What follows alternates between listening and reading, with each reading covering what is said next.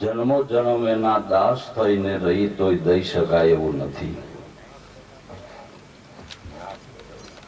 અગાધ વાતો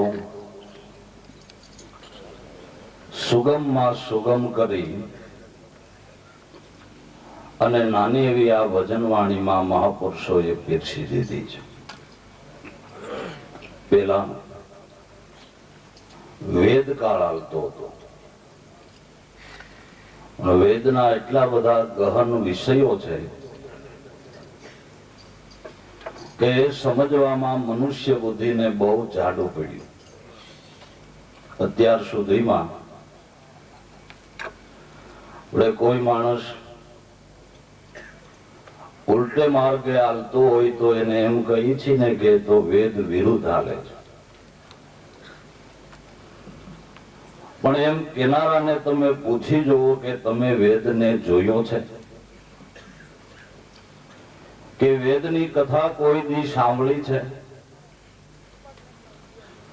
આપણે જન્મ ધર્યો કે ત્યાંથી કે અત્યાર સુધીમાં આપણે ત્યાં કોઈ દી વેદની કંકોત્રી આવી કે આજ અમારે ત્યાં અજુર્વેદની કથા છે કે ઋગ્વેદની કથા છે અને તમે સાંભળવા આવજો? કારણ કે એ ગહન વિષય છે કે જેમાં કેવળ તત્વસાર સ્વરૂપની વાતો છે. એ સમજવામાં મનુષ્ય બુદ્ધિને ઘણું જાડું પડે એટલે એના એ ઋષિ મુનિઓએ પુરાણોની રચના કરી. પણ પુરાણોમાં પણ દ્રષ્ટાંત કથાઓ દ્વારા સિદ્ધાંત સમજાવ્યો છે. પણ એ પણ જેમ છે તેમ સમજાવનાર ન મળે તો એ ગપગોળા જેવું લાગે કે ભાઈ ગાય ભીમસેન અને અંગે મામો શકુની, તો આપણે તો વિશ્વાસે માની લઈ કે એમ થતું હોય છે. પણ પશ્ચિમના પવન વાળા બુદ્ધિવાદી જીવ છે એ આ માને નહીં કે કેમ થતું હોય. કઈ પાઇપલાઇન તો ગોઠવી નથી, ઓલો ખાય ને ઓલો અંગે. હે પણ એનો અર્થ જબરજસ્ત છે. ભીમસેન એ મન છે. રામાયણમાં મનનું પાત્ર હનુમાનજી છે અને મહાભારતમાં મનનું પાત્ર તે ભીમસેન છે. બે વાયુપુત્ર. મનની ઉત્પત્તિ આપણામાં પ્રાણ હાલે છે તે પ્રાણમાંથી થઈ છે, પવનમાંથી થઈ છે. હવે મનને બટેટા વડા ખાવાનું મન થયું, પેટ ભરીને ખાઈ લીધા પછી ઝાડા થાય, એ મનને થાય કે આ દેહ રૂપી શકુની હેંગ્યા કરે. એટલે એવા એ દ્રષ્ટાંત કથાઓ દ્વારા જબરજસ્ત સિદ્ધાંત સમજાવેલો છે. પણ મર્મ ન હોય, આવા કોઈ ઉગારામ દાદા જેવા સદગુરુ સંતની કૃપા ન હોય તો અર્થમાંથી ગરથ મેળવવો ઘણો દુર્લભ છે. તો ધન્યવાદ સંતોને આપો કે જેને વેદ, શાસ્ત્ર અને પુરાણો, શાસ્ત્ર એટલે થોડી વાત, જે જાજી વાત હતી એને થોડામાં થોડી સમજાવી. ગુરુ બાપા કહે છે ને કે ભાઈ જાજુ ન હોય તો શાસ્ત્ર હોય તો હાલશે. જાજી વાતને થોડામાં સમજાવી.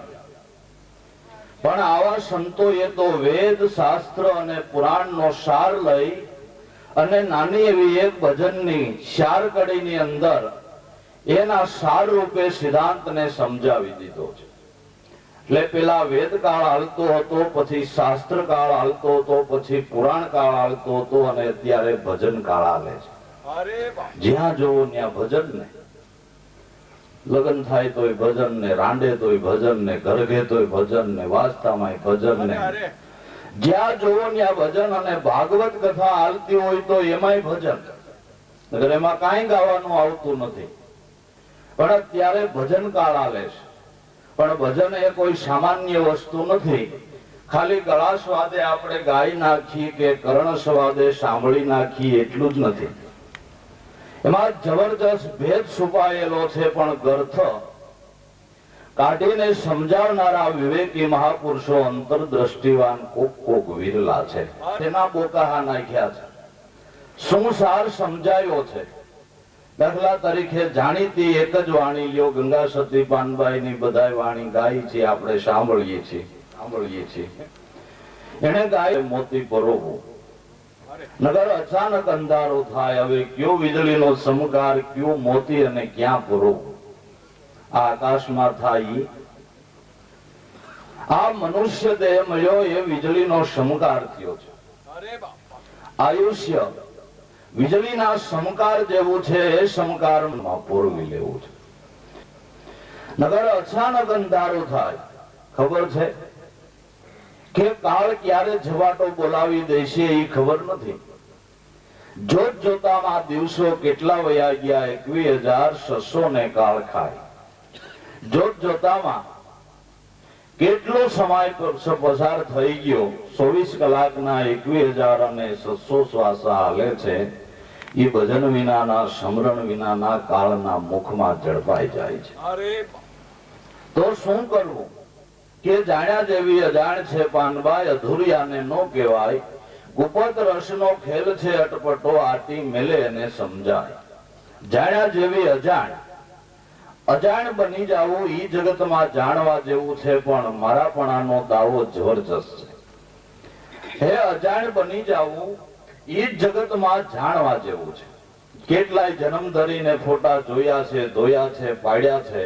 એની માથે પોતું મારી પાટીને કોરી ક્લીન કરી નાખવી છે. ક્લીન પાટીમાં જે ચિત્ર ઉઠાડવું હોય તે આવે ઉઠે. પણ જ્યાં ત્યાં બેસીને કઈ પ્રકારના ઘરડિયા પાડી દીધા છે, એની માથે ગુરુગમ રૂપી પોતું મારી અને પાટીને કોરી કરી નાખો, અને એમાં જે ચિત્ર ઉઠાડો તે આવે ઉઠે છે. જાણ્યા જેવી અજાણ છે, અધૂરિયાને નો કહેવાય. હવે આમાં અધૂરિયો કોણ ને પૂરો કોણ? કે જેને સંત વચન, શાસ્ત્ર વચન, ઋષિ મુનિઓનું વચન જેને માન્ય નથી અને આપા મતે હાલે ઈ અધૂરિયો છે. એને કઈ અર્થ સરતો નથી. અધૂરિયાને નો કહેવાય. ગુપત રસ નો ખેલ છે અટપટો, આટી મેલે એને સમજાય. આ રસ ગુપત છે. જે જગતમાં અસત્ય છે, નાશવંત છે, પાખંડ છે, પ્રપંચ છે, એ આંખે દેખાય છે. જે સત્ય છે, નિત્ય છે, એ આંખે દેખાતું નથી. દેખાય એનો બાદ કરી નથી દેખાતું એને જોવો. આ અટપટી આટી છે. અને આ ઘૂંસ એવી પડી ગઈ કે સમર્થ સદગુરુ વિના નીકળે એમ નથી. જૂના જમાનામાં જાન પડવા જાય તે માંડવિયા વાળા એ જાનવાળાનું બુંગણ હોય એની કે છે ઘૂસ કરી નાખતા. પણ એવી કરે કે એનો ક્યાંય છેડો ન જડે. પછી છોડવા હાટું તો એક નારિયેલ કે 2 નારિયેલ માગે, પણ ભાભા એવા રીહ ના હોય ને, ઈ કે નથી નારિયેલ દેવું, નાખ એમને બુંગણ. હવે ઘૂસ હોતું બુંગણ નાખે એટલે હોય ઘૂસ હોતી આવે. ઘૂસમાં ખબર પડે ઉંદર છે ને એક ઘૂસ છે. ઘૂસ છે આખું ઘર પોલું કરી નાખે. એટલે એવી આટી એ અનુભવી વિના નીકળે ને. અનુભવી સદગુરુ સંત છે ત્યાં તમારે બીજું કાંઈ નહીં, નારિયેલ રૂપી મન અર્પણ કરી દો તો આ આટી નીકળી જાય એમ છે. પણ જ્યાં સુધી મન અર્પણ થતું નથી ત્યાં સુધી આટી નીકળતી નથી. એટલે નિર્મળ થઈ આવો મેદાનમાં, જાણી લ્યો જીવની જાત, સજાતી વિજાતીની જુગતી જણાવું તો વિવાહ ઉપર પડી જાય બીજી વાત. એ નિર્મળ થઈને મેદાનમાં આવો. ભક્તિ કરવી હોય તો પાખંડ, પ્રપસ, દંગો, કોડ, કપટ બધું મૂકી નહીં. નિર્મળ થઈને આવો તો આ લાવો લેવાય એવું છે. જાણી લ્યો જીવની જાત. તમે જેને જીવ જીવ જીવ કયો છો એ જીવ કોણ છે? સજીવ કેવલ શિવ તજેત અજ્ઞાન નિર્માલ્યમ સોહમ ભાવેન પૂજ્યત. દેહી દેવાલય છે, જીવ કેવળ શિવ છે. અજ્ઞાન રૂપી નિર્માલ્યનો ત્યાગ કરી અને સોહમ ભાવે એની પૂજા કર. શાસ્ત્રકારો કે છે. ભજનના મહાત્માનું બહુ કાને કોઈ ન ધરે, પણ શાસ્ત્રકારો કે છે. એટલે ગંગા સતી કે ઈ જાણી લ્યો જીવની જાત, સજાતી વિજાતીની જુગતી જણાવું તો વિવાહ ઉપર પડી જાય બીજી વાત. સજાતી દેહ ને એમાં વિજાતી આત્મા.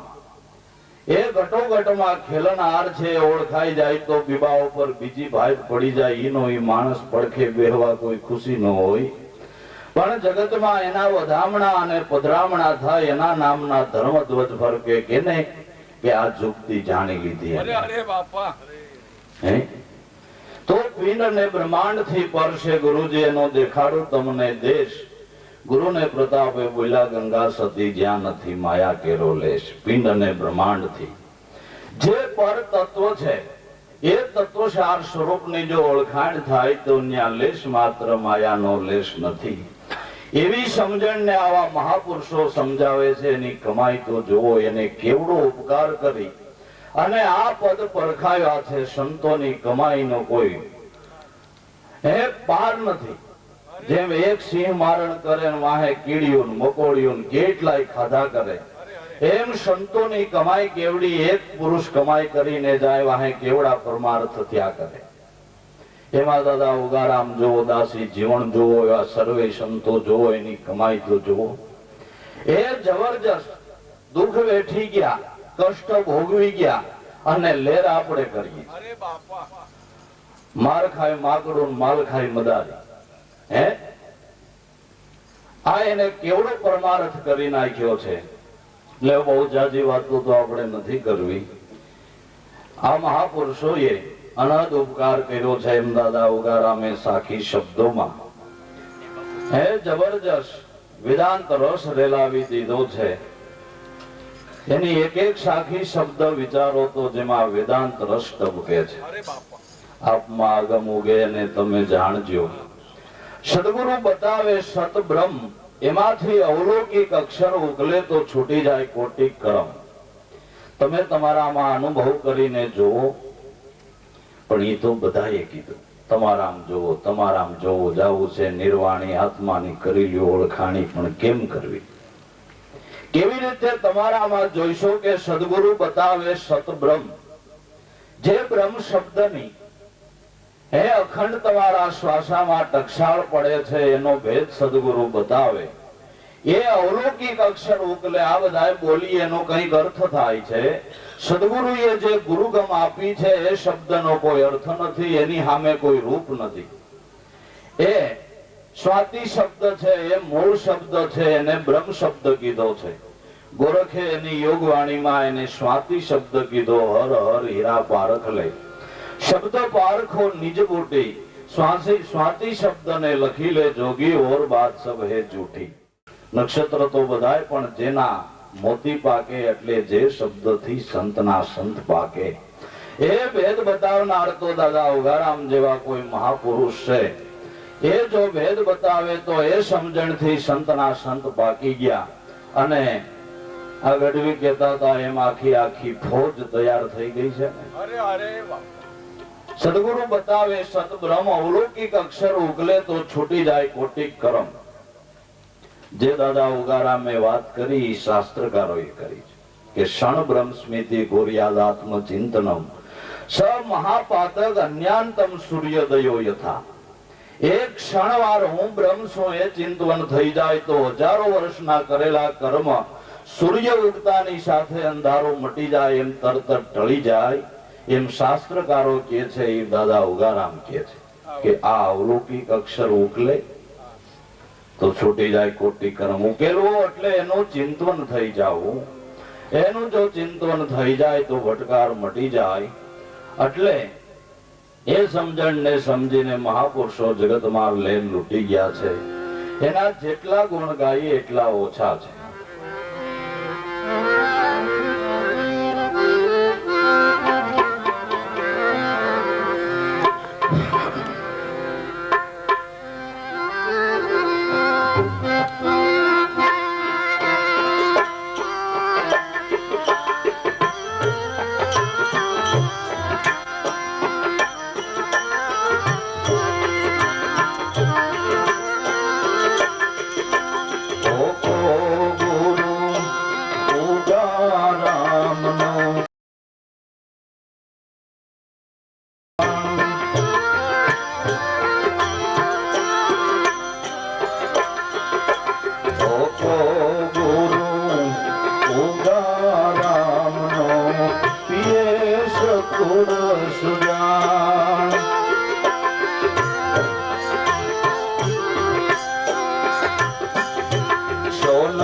માએ ભર્યો પ્રેમથી લીધત અપરંપાર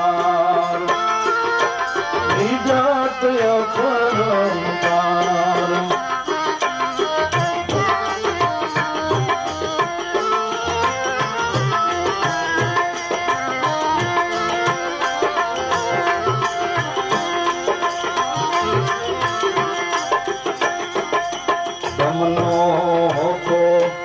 સુરત મળી જરતો તત્વશાર જરતો તત્વશાર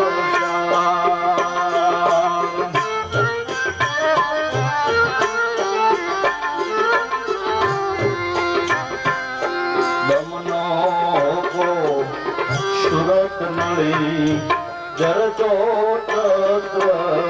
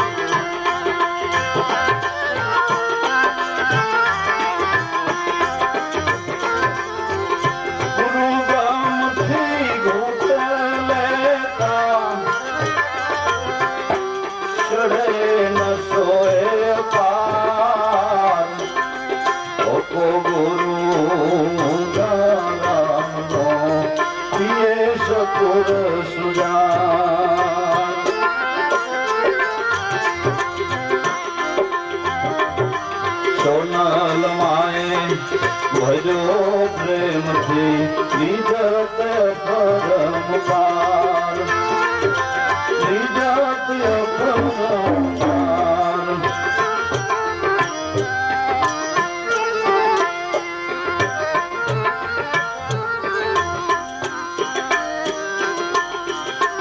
એ નશાની કુમારીમાં ભૂલાઈ દેહનો ભાન ભૂલાઈ દેહનો ભાન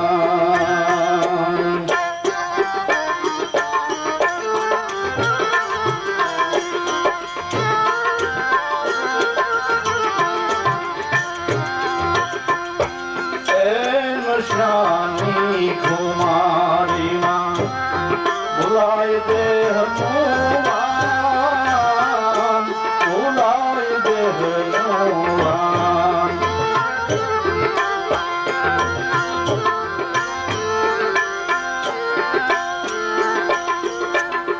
પ્રપંચ સર્વે પરહરે ને પ્રગટે આત્મજ્ઞાન ગુરુ ઉદારામનો સતુર સુજાન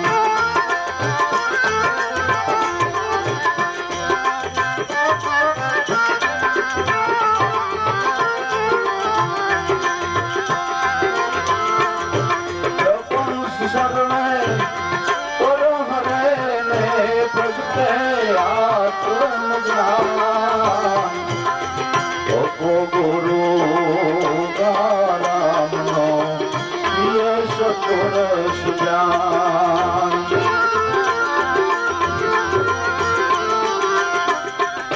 સોનલ માએ ભર્યો પ્રેમથી લીધત પરમપાર લીધત પરમપાર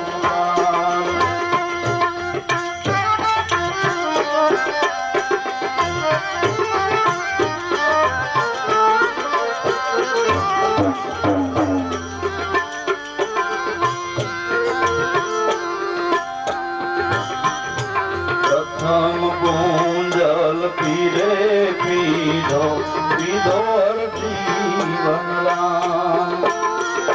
પીધો જીવનરામ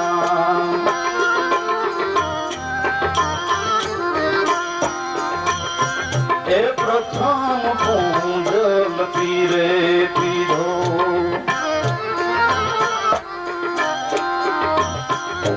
પીધો હર જીવન રામ પીધો હર જીવન રામ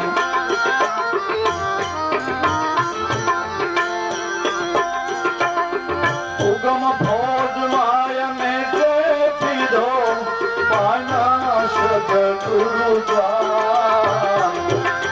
ગુરુ ઉદારામનો યે સતુર સુદાન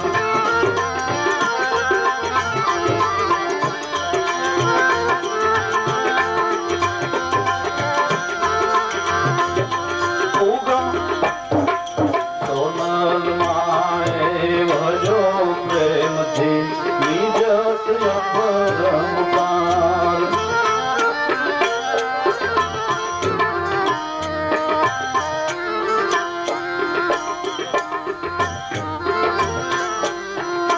આ